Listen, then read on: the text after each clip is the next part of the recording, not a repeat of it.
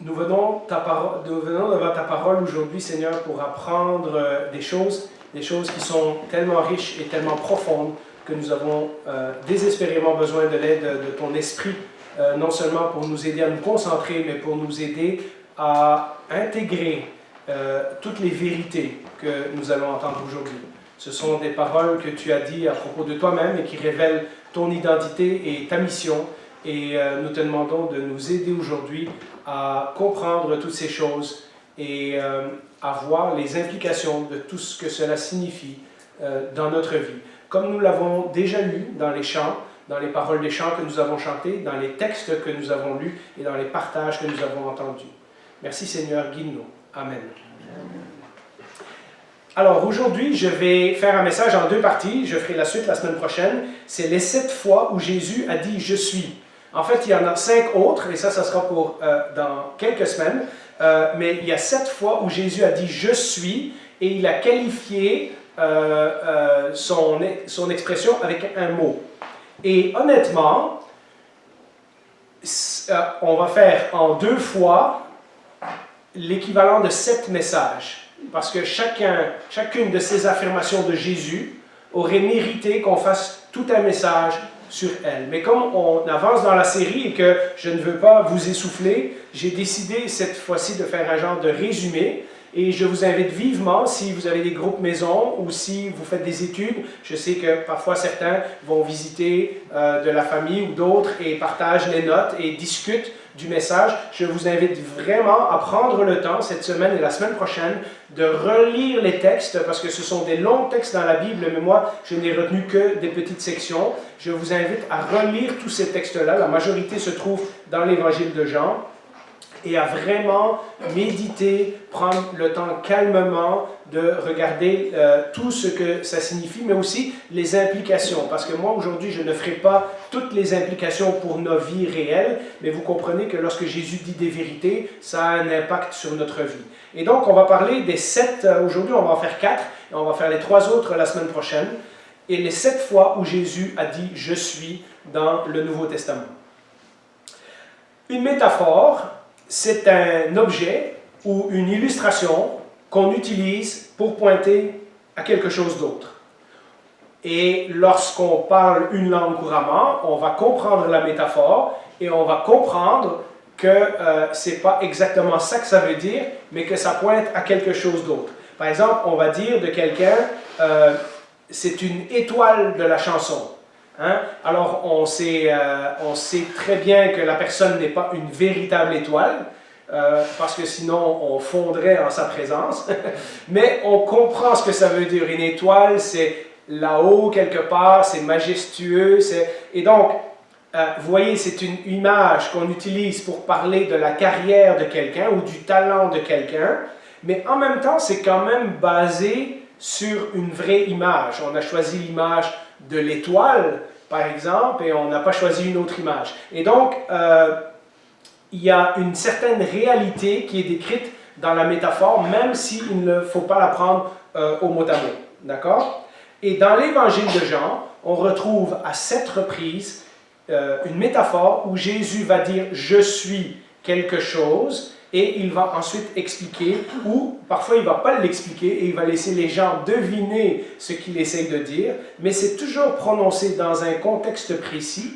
C'est pour ça que je vous disais que vous devrez lire les textes à la maison, parce que moi je prends le verset pour vous en parler aujourd'hui, mais c'est souvent dans une section ou un chapitre plus grand où Jésus dit des choses avant et des choses après. Et en lisant toute la section, vous aurez des nouveaux indices et vous aurez des nouvelles significations dont j'aurai peut-être pas le temps de parler aujourd'hui. C'était un moyen d'enseignement que Jésus utilisait pour avoir un impact sur les gens qui l'écoutaient. Et nous verrons non seulement que c'était prononcé dans un contexte bien précis, et je vais vous donner une explication tout de suite après, hein, et puis en même temps, c'était toujours relié à des vérités de l'Ancien Testament que le peuple juif aurait pu faire référence. Et ça, c'est quelque chose qu'on oublie souvent lorsqu'on prend ces expressions de Jésus. On oublie que tout le Nouveau Testament est basé sur ce qui a été dit déjà dans l'Ancien Testament. Et donc, ce n'est pas des inventions que Jésus a fait, ce sont des références à des textes qui avaient déjà été dits, à des contextes, à des histoires, à des choses que le peuple juif aurait été très familier avec. Et nous, aujourd'hui, 2000 ans plus tard, nous devons faire un peu d'exercice de remise en contexte pour comprendre ces choses-là. Alors, la première de ces expressions, c'est « je suis le pain » ou « je suis le pain de vie ».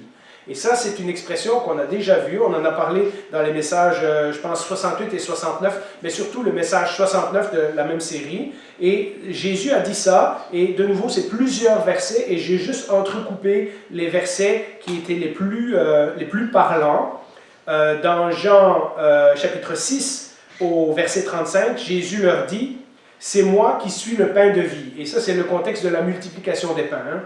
Celui qui vient à moi n'aura jamais faim, et celui qui croit en moi n'aura jamais soif. Puis au verset 48, un peu plus loin, il redit « Je suis le pain de vie. Vos ancêtres ont mangé la manne dans le désert, et ils sont morts. » Ils ont fini par mourir, malgré tout. « Voici comment est le pain qui descend du ciel. Celui qui en mange ne mourra pas. Je suis le pain vivant descendu du ciel. Si quelqu'un mange de ce pain, il vivra éternellement. » Alors on comprend très bien que Jésus n'est pas un morceau de pain, mais on comprend aussi que de la même façon que le pain nourrit pour donner la vie, Jésus prétend qu'il est ce pain spirituel. Nous avons vu déjà cette affirmation, donc on va passer rapidement dessus. C'était dans le contexte de la multiplication des pains, la première multiplication des pains, celle des 5000. Et quand la foule était revenue le lendemain, dans le début de Jean chapitre 6, donc, quand la foule était revenue le lendemain pour avoir d'autres pains, et Jésus leur dit, non, vous n'avez pas compris la signification de mon miracle. Je vous ai donné du pain pour vous pointer à un pain qui est plus important, le pain qui donne la vie. Et vous venez à moi seulement pour manger des sandwichs. Hein? Et c'est toute cette incompréhension entre les gens qui voient le besoin physique et qui ne se rendent pas compte que Jésus est en train de pointer à un besoin spirituel. Ça fait référence, vous le connaissez, à toute cette histoire du peuple d'Israël qui était dans le désert et qui s'est plaint qu'ils n'avaient pas à manger. Et Dieu a fait tous les jours descendre la manne du ciel pour les Israélites afin qu'ils puissent cueillir ça et faire du pain avec. Et donc c'est pendant 40 ans Dieu qui fournit le pain aux Israélites dans le désert. C'est dans Exode chapitre 16 pour ceux qui prennent des notes. Et Exode 16 nous raconte toute l'histoire de comment la manne venait tous les jours et comment il fallait la cueillir, etc. Mais cette manne, nous dit Jésus dans le texte qu'il a lu, hein, les gens en ont mangé et ils ont quand même fini par mourir à un moment donné de vieillesse ou d'autres. Cette manne ne comblait que les besoins physiques et que temporairement. Elle ne donnait pas la vie éternelle.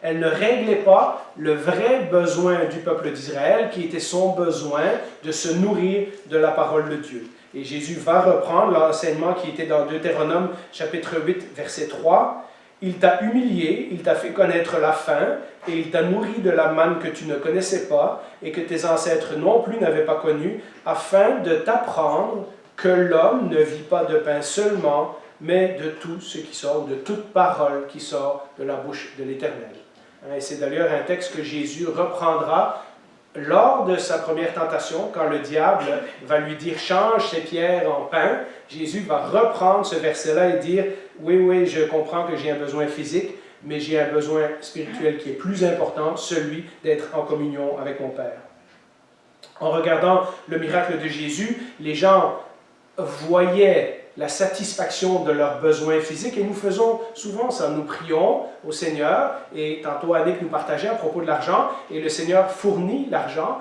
mais au-delà de ça, il y a quelque chose de plus important. C'est l'éducation spirituelle de Michaël.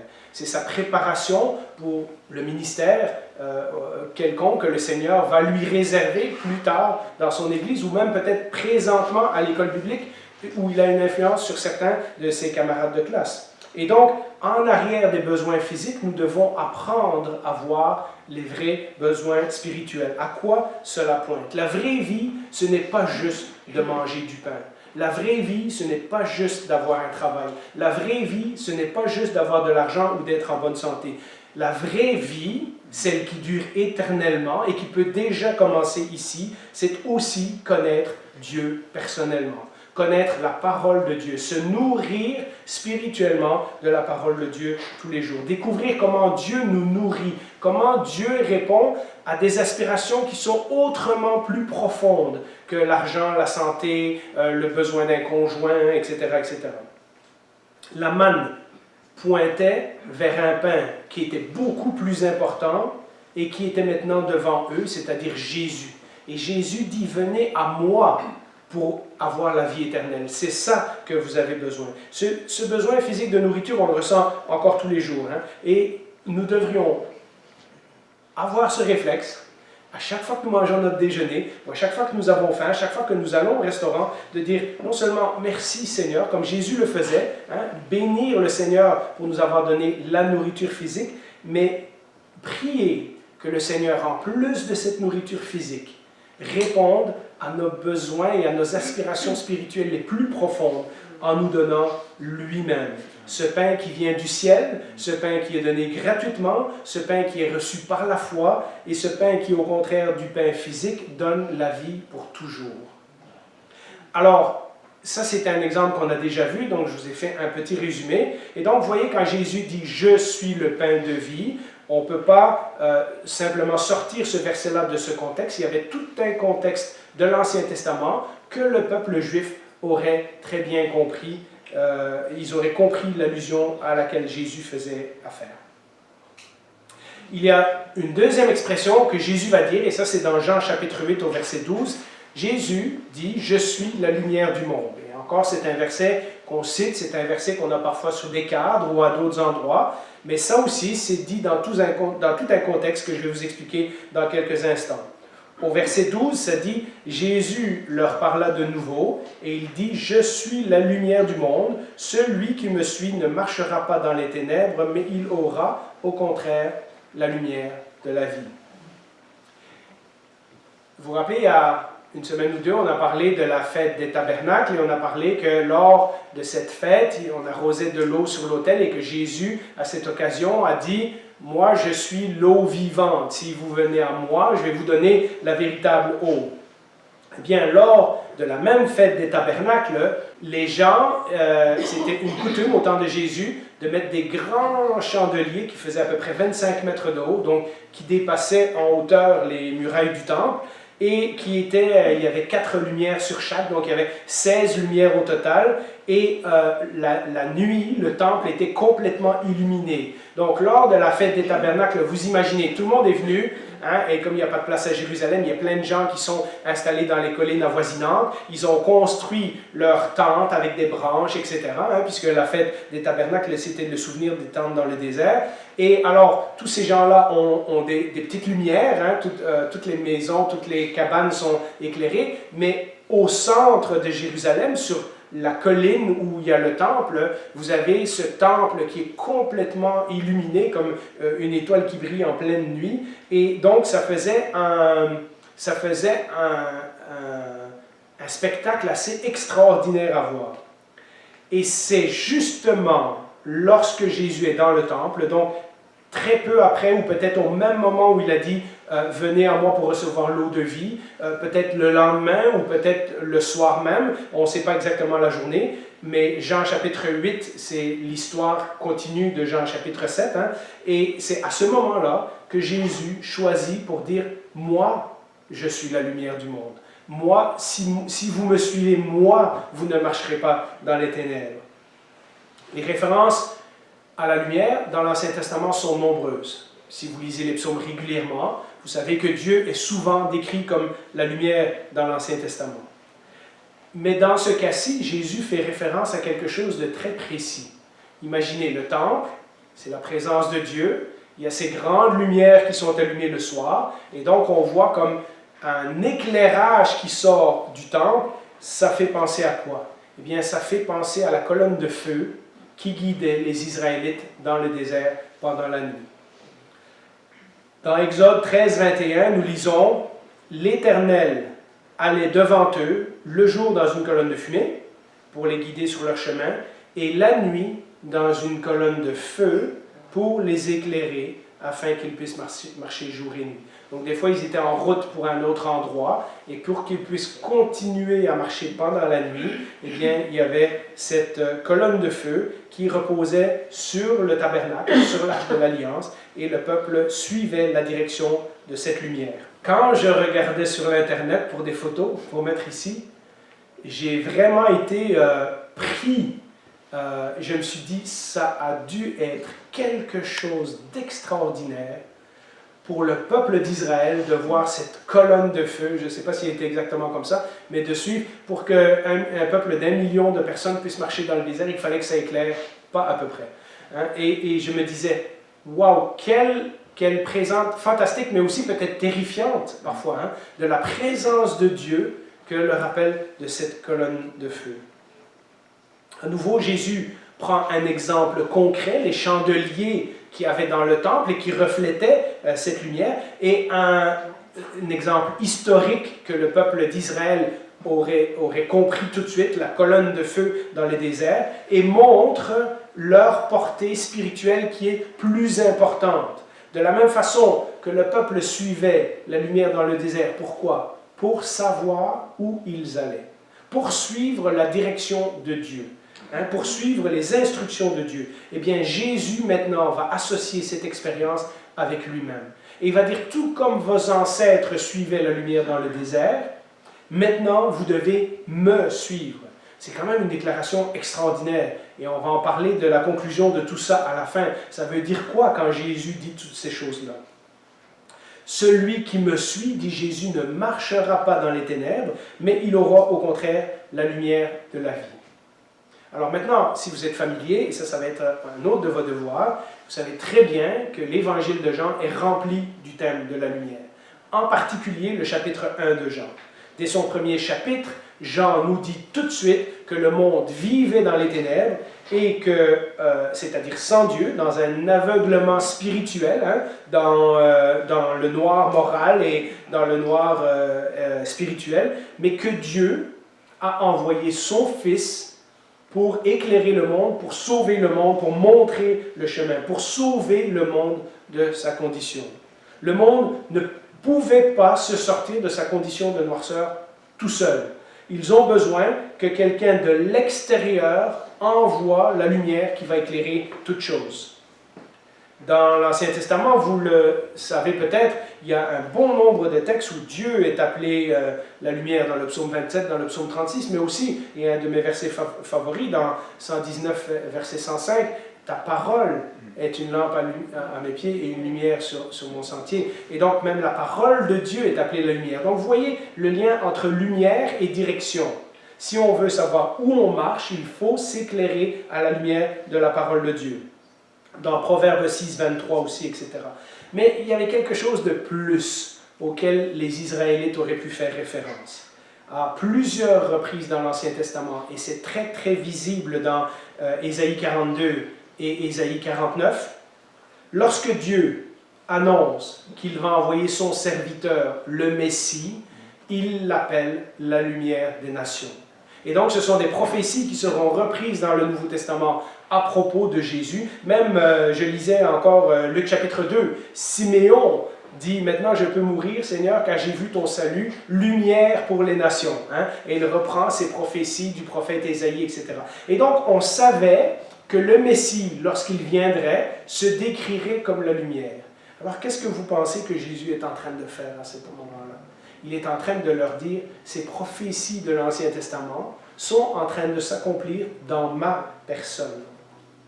Son rôle serait d'être la lumière des nations, pas juste la lumière du peuple d'Israël, la lumière de toutes les nations, puisque ça devait commencer par Israël et ensuite s'étendre au monde entier. Lorsque les gens verraient Israël, ils diraient « Waouh, quel Dieu magnifique ils ont !» et des nations se joindraient au peuple de Dieu.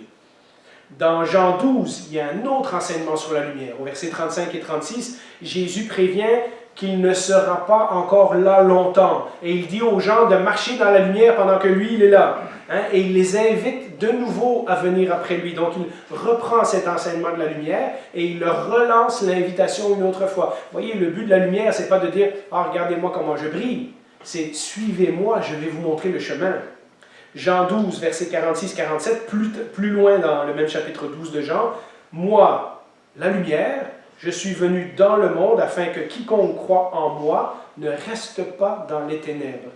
Si quelqu'un entend mes paroles mais n'y croit pas, ce n'est pas moi qui le juge, car je suis venu non pour juger le monde, mais pour le sauver. » Vous comprenez, quand la lumière vient, eh bien, on a le choix de la suivre ou de ne pas la suivre. Et si on ne la suit pas, on se juge soi-même.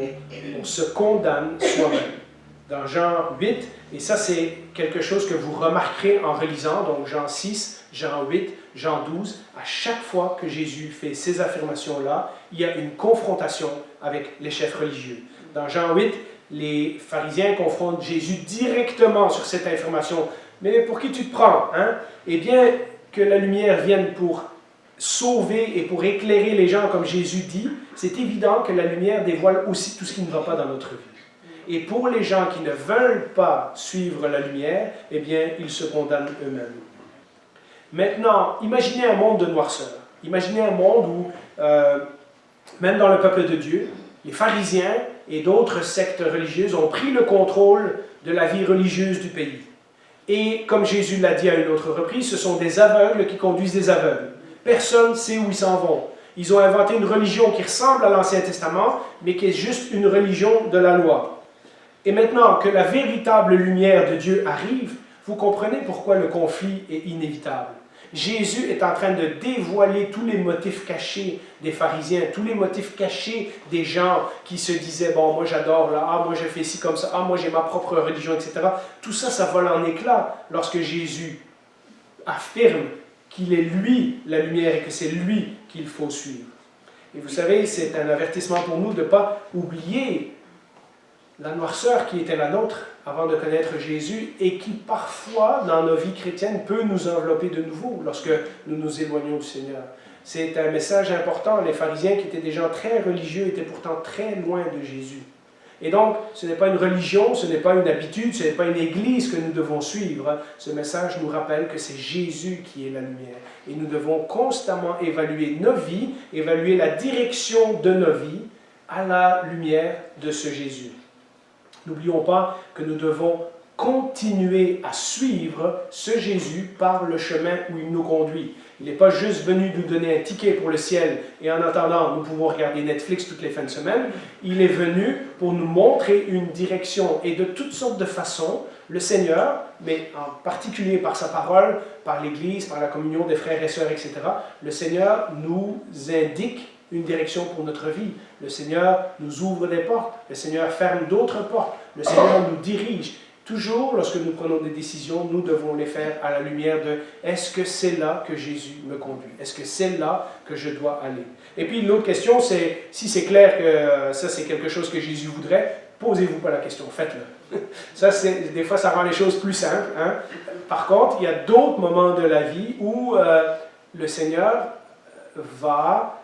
vous aurez besoin de son aide pour la direction. Pas juste pour trouver un travail ou des choses comme ça, mais pour vraiment prendre un autre tournant dans votre vie qui risque d'impliquer beaucoup d'années de votre vie. Hein? Et donc, ces décisions-là doivent toujours se faire à la lumière de la parole de Dieu. La troisième expression que Jésus dit, elle est dans Jean chapitre 10, donc vous voyez, ça se suit, hein? C'est assez groupé. Et c'est quand Jésus dit « je suis la porte ». Et ça, c'est qu'on ne comprend pas tout le temps. C'est associé avec « je suis le bon berger ». C'est dans la même parabole que Jésus raconte, mais je vais les séparer en deux pour décortiquer un petit peu. Jésus leur dit au verset 7, dans Jean chapitre 10, Jésus leur dit encore « en vérité, et quand Jésus dit « en vérité », ça veut dire « écoutez bien ce que je suis en train de vous dire, je vous le dis, je suis la porte des brebis ». Je vais vous expliquer ce que ça veut dire.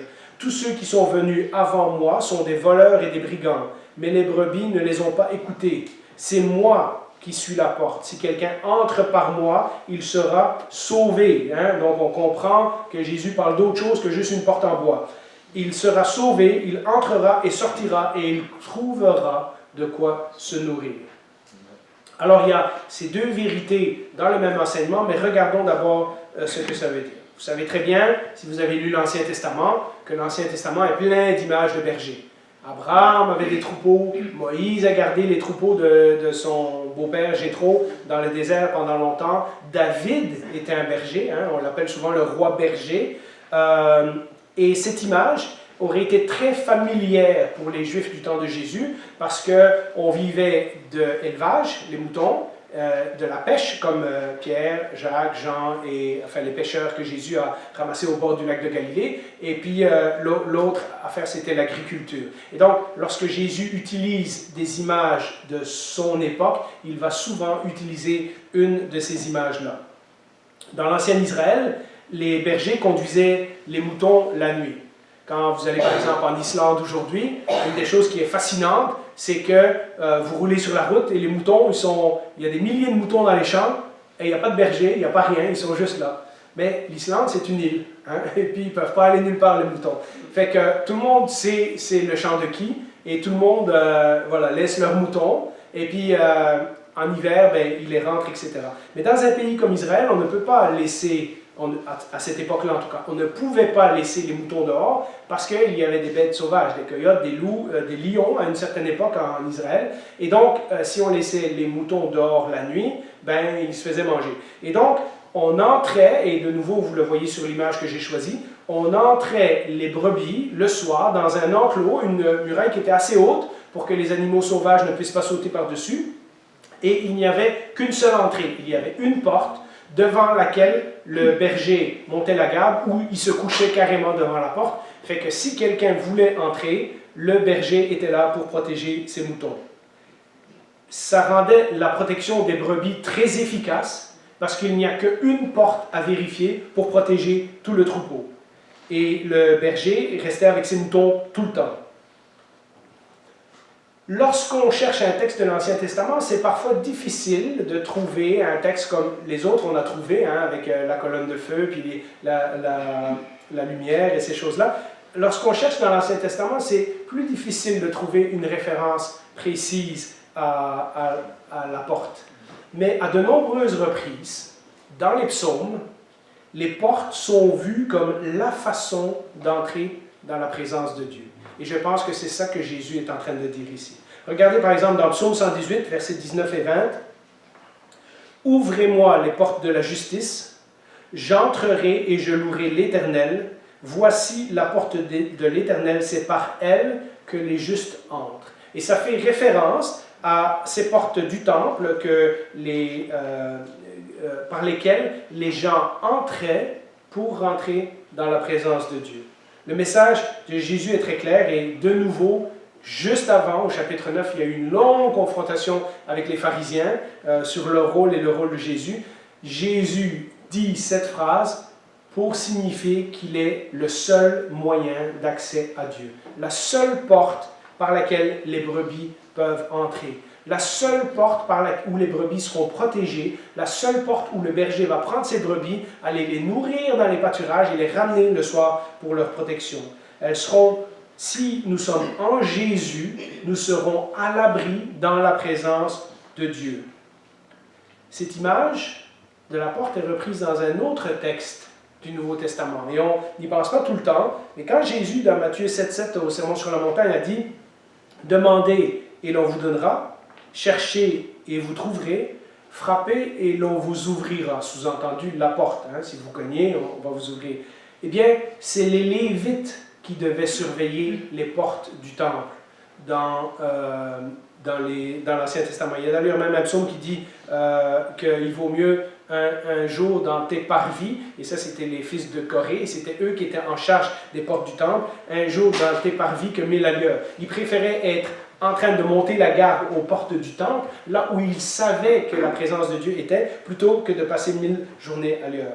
Et ces Lévites vérifiaient que tout le monde s'approche de Dieu de la façon correcte. C'est pour ça qu'on parle des portes de la justice, c'est par elles que les justes entrent. On ne pouvait pas venir habillé tout croche, on ne pouvait pas venir avec un mouton qui avait des défauts, on s'approchait de Dieu d'une certaine façon. Maintenant, Jésus nous dit, grâce au sacrifice qu'il va faire dans quelques mois, après cette parabole-là, c'est par Jésus que nous pourrons avoir accès au Père. C'est lui qui va nous rendre le chemin accessible vers Dieu. C'est lui qui va nous ouvrir la porte. Et c'est donc une assurance que Jésus ne rejettera pas les brebis qui viennent à lui. Ceux qui se rendent compte qu'ils ont besoin de Jésus et qui viennent à lui, il ne les rejettera pas. Quand nous sommes en Jésus, nous sommes à l'abri de sa présence. Raymond l'a partagé tantôt dans un texte. Nous oublions le sacrifice énorme que Dieu a fait. Lorsque nous commettons des fautes, nous reprochons des choses et nous nous sentons coupables, etc. La parole dit non, Jésus a déjà payé pour tout ça. Maintenant, entre par la porte, entre par Jésus et tu as accès à la présence de Dieu. Tu n'as pas à performer, tu n'as pas à faire des sacrifices et à faire ci, à faire ça, etc. Rentre direct au travers de Jésus dans la présence de Dieu. Et en même temps qu'il parle qu'il est la porte, Jésus va aussi dire cette fameuse phrase qu'on connaît tous, « Je suis le bon berger ». Donc c'est toujours dans le chapitre 10, et c'est la dernière expression qu'on va voir aujourd'hui. Regardez à nouveau les affirmations de Jésus. « Moi, je suis le bon berger ». Or, on verra que le bon berger dans l'Ancien Testament, c'est Dieu. Hein? « Je connais mes brebis et elles me connaissent. Tout comme le Père me connaît et comme je connais le Père. » Vous voyez les liens que Jésus fait. « Je donne ma vie pour mes brebis. » Ça, c'est tout un berger. Un berger qui est prêt à mourir plutôt que de se sauver quand ses moutons sont en danger. J'ai encore d'autres brebis qui ne sont pas de cet enclos. Celles-là aussi, il faut que je les amène. Elles écouteront ma voix et il y aura un seul troupeau, un seul berger. La semaine prochaine, on va parler du chemin, de la vérité et de la vie. On va de nouveau revenir à cette idée de un seul. Hein, il y a un seul. Jésus fait des affirmations très, très, très fortes. Jésus n'est pas seulement la porte, il est aussi le bon berger. L'image du berger dans l'Ancien Testament représente celui qui guide son peuple. Il suffit de relire le psaume 23 et vous allez voir, hein, l'Éternel est mon berger, il me conduit dans des verts pâturages, quand je marche dans la vallée de l'ombre de la mort, je ne crains rien parce que tu es avec moi. Donc il y a toute cette image du berger qui accompagne son troupeau pour aller là où il doit être. Et j'habiterai dans la maison de l'Éternel tous les jours de ma vie. C'est comme ça que ce psaume se finit. Hein. Donc, et vous voyez comment tous ces textes se lient ensemble. Le berger, par excellence, dans l'Ancien Testament, c'était Dieu.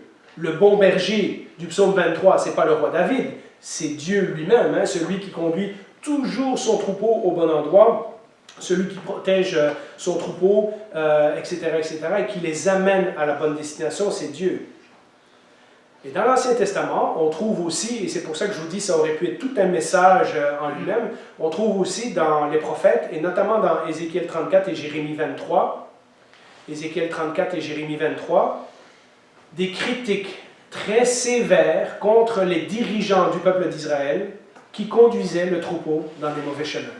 Parce que vous savez qu'à cette époque-là, ce n'était pas autant des rois dans l'Ancien Testament, ce n'était pas simplement les prophètes et les prêtres et tout ça qui guidaient le peuple, c'était aussi le roi. Quand il y avait un mauvais roi sur le trône d'Israël, tout le peuple allait vers les faux dieux. Tout le monde allait dans la mauvaise direction. Et quand il y avait un bon roi, tout à coup, tout le peuple revenait à Dieu. Et donc, il y avait un rôle très important des leaders dans l'Ancien Testament qui n'a pas été accompli.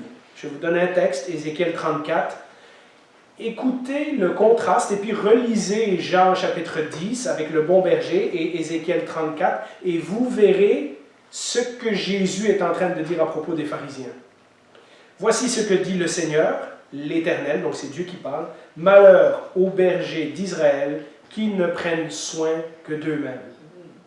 N'est-ce pas des brebis que les bergers devraient prendre soin ?» Et puis un peu plus loin, verset 6, mais tout le chapitre est étonnant là-dessus. « Mes brebis sont en train d'errer sur toutes les montagnes et sur toutes les hautes collines. » Ça, c'était là où on adorait les faux dieux. Hein. « Mes brebis sont éparpillées sur toute la surface du pays, mais personne ne s'en occupe. Personne ne va à leur recherche. » De nouveau, comparé Jean 15, la parabole de la brebis qui s'est égarée, hein, le bon berger qui fait tout pour aller la rechercher. Et là, ces gens-là, ils ne se préoccupent que d'eux-mêmes. Ils laissent aller les brebis où ils veulent. En effet, voici ce que dit le Seigneur l'Éternel, « Je m'occuperai moi-même de mes brebis, je veillerai sur elles, je vais mettre à leur tête un seul berger et il prendra soin d'elles. » Vous comprenez de qui Ézéchiel est en train de parler. Hein? Le Seigneur est en train de dire, je vais envoyer un jour un bon berger et ce bon berger, ce sera moi-même. Hein? Je m'occuperai moi-même de mes brebis, je veillerai sur elles. Et donc, le prophète est en train de nous dire, maintenant avec les mots de Jésus, on le voit, que le bon berger, qui est Dieu dans l'Ancien Testament, vient dans la personne de Jésus dans le Nouveau Testament. De nouveau, dans la confrontation avec les pharisiens, puisque c'est encore dans un contexte de confrontation que ce texte se passe, Jésus utilise des paroles presque identique au passage d'Ézéchiel et de Jérémie. Il redit dans d'autres mots ce que les prophètes ont déjà dit. Hein. Fini le temps où les chefs religieux abusaient de leur autorité, où les aveugles conduisaient tout le monde dans un trou, où ils se protégeaient eux-mêmes au lieu de prendre soin du troupeau, où ils agissaient comme des mercenaires, ils recevaient de l'argent, mais quand ils avaient reçu l'argent, ils s'en allaient. Maintenant, il y a un bon berger qui vient prendre soin de ses brebis, et il est prêt à donner sa vie pour elle. C'est ce que Jésus dit au verset 11, « Je suis le bon berger donne sa vie pour ses brebis. » Ça, c'est extraordinaire quand il passe. Jésus, il est en train de dire, le Dieu de l'Ancien Testament, le Dieu du psaume 23, est prêt à donner, le Dieu qui a créé l'univers, est prêt à donner sa vie pour sauver ses brebis. Au contraire des autres, Jésus vient chercher les brebis perdues, vient secourir, vient guérir, vient nourrir, vient faire tout ce que le berger du psaume 23 fait. Et il le prouve en donnant sa vie pour sauver ses brebis. C'est à peine 6 mois après cette rencontre que Jésus va mourir sur la croix. Ceux qui écoutent attentivement sa voix, et je vous ai dit, j'ai passé beaucoup de versets, donc je vous invite à les relire, donc c'est Jean 6, Jean 8, Jean 10, Jean 12, hein, vous en aurez des textes à lire.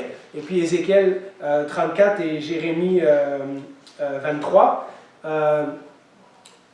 Jésus dit, ceux qui écoutent attentivement sa voix reconnaîtront qu'il est le véritable bon berger du psaume 23.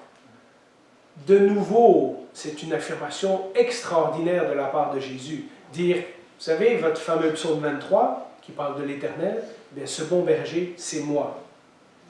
Alors, la conclusion pour aujourd'hui. Lorsque Jésus s'applique l'expression « je suis » à lui-même, en fait, ce que Jésus fait, c'est qu'il affirme être Dieu. Il affirme être le même Dieu que dans la colonne de feu dans l'Ancien Testament, le même bon berger que le psaume 23, le même pain de vie que le Dieu qui a donné la vie à Israël dans le désert, etc. Il n'est pas un assistant de Dieu. Il n'est pas juste un rabbin venu de Nazareth. Il n'est pas juste un grand prophète, comme le disent même encore certaines religions aujourd'hui. Il prétend être le Dieu d'Israël qui s'est révélé dans l'Ancien Testament. D'ailleurs, on a lu dans un des textes en tous, mes brebis me connaîtront, comme moi je connais le Père. Il y a une intimité, il y a une connaissance profonde. Jésus est le seul qui est capable de dire, moi je fais tout le temps la volonté de mon Père. Hein, moi je fais toujours ce qui lui fait plaisir. Moi je dis ses paroles et je fais ses actions. Jésus fait des affirmations absolument uniques et extravagantes. On verra la semaine prochaine ce que ça signifie. Les Juifs ont très bien compris que Jésus est en train de se faire égal de Dieu. Parce que lors du premier épisode, dans Jean 8, au verset 8 et 59, ils ramassent des pierres pour le tuer. Et ensuite, ils vont essayer à plusieurs reprises de le faire mourir. À chaque fois, ils le confrontent violemment sur ses affirmations. Et nous verrons que ça va finir avec une conclusion devant le grand prêtre où il va lui demander qui il est. Et Jésus va dire, oui, je suis le Fils de Dieu, etc., etc. Mais on en parlera la prochaine fois. Donc, les Juifs comprenaient très bien que lorsque Jésus dit « je suis quelque chose », il se faisait l'égal de Dieu. Mais ces affirmations nous questionnent encore aujourd'hui. Quand nous lisons la Bible, nous devrions être surpris par ces affirmations. Parce que soit Jésus était un fou, et il se prenait pour quelqu'un d'autre, il avait vraiment la folie des grandeurs, mais alors, comment expliquer sa bonté, ses miracles, hein, sa puissance sur les éléments, la multiplication des pains, marcher sur les eaux, etc. Ces paroles de sagesse exceptionnelles que tout le monde qui l'écoutait disait « Waouh, cet homme-là, d'où lui vient cette sagesse ?» Ça, ce n'est pas les paroles d'un fou. Hein? Ou alors, l'autre option, c'est qu'il a dit vrai. Et dans ce cas-là, il est le Dieu de l'Ancien Testament. Il est le véritable Dieu. Et la question devient alors une question personnelle, et c'est peut-être pour ça que les gens n'aiment pas les affirmations de Jésus, c'est que si Jésus a dit vrai, alors est-ce que nous voulons le suivre? Est-ce que nous sommes prêts à suivre la lumière? Est-ce que nous sommes prêts à ce que Jésus soit notre bon berger?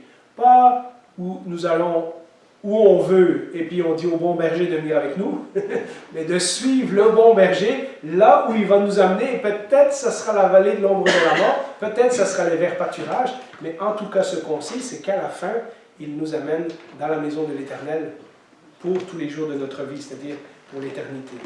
Alors voilà notre question, voilà les réflexions qu'on doit faire aujourd'hui. Je vous invite à un mot de prière, et ensuite de ça, on prendra le repas du Seigneur, qui est un rappel de tout ce qu'on a vu aujourd'hui et qui nous rappelle ce que Jésus a fait. Il n'a pas simplement déclaré des choses, il les a prouvées en donnant son corps et son sang sur la croix du Calvaire. Prions. Eh bien, lorsque nous lisons ta parole attentivement, Seigneur, nous nous rendons compte que ces affirmations sont extraordinaires, et que si elles sont vraies, elles doivent avoir un impact puissant dans notre vie. Nous oublions parfois que tu es tout ça, et nous oublions parfois ce que tu as fait pour nous sauver, de quelle noirceur, de quelle folie tu nous as sauvés et par où tu nous diriges.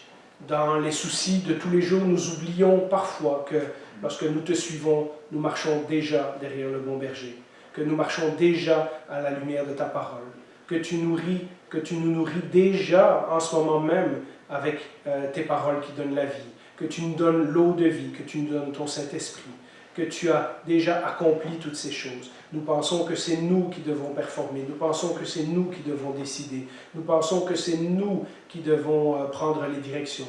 Et pourtant, lorsque nous repensons à tout ça, tu nous demandes de te suivre. Parfois, c'est encore plus difficile. Parce que si on le faisait nous-mêmes, on se dirait, ben, au moins j'ai le contrôle sur où je m'en vais. Mais là, tu nous demandes de te suivre.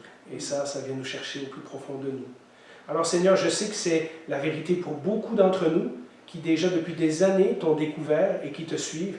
Mais j'espère que cette vérité sera aussi celle de tous ceux qui écoutent aujourd'hui, afin qu'eux aussi puissent connaître ce bon berger et hériter de la vie éternelle avec nous, tous en compagnie de Jésus. Amen.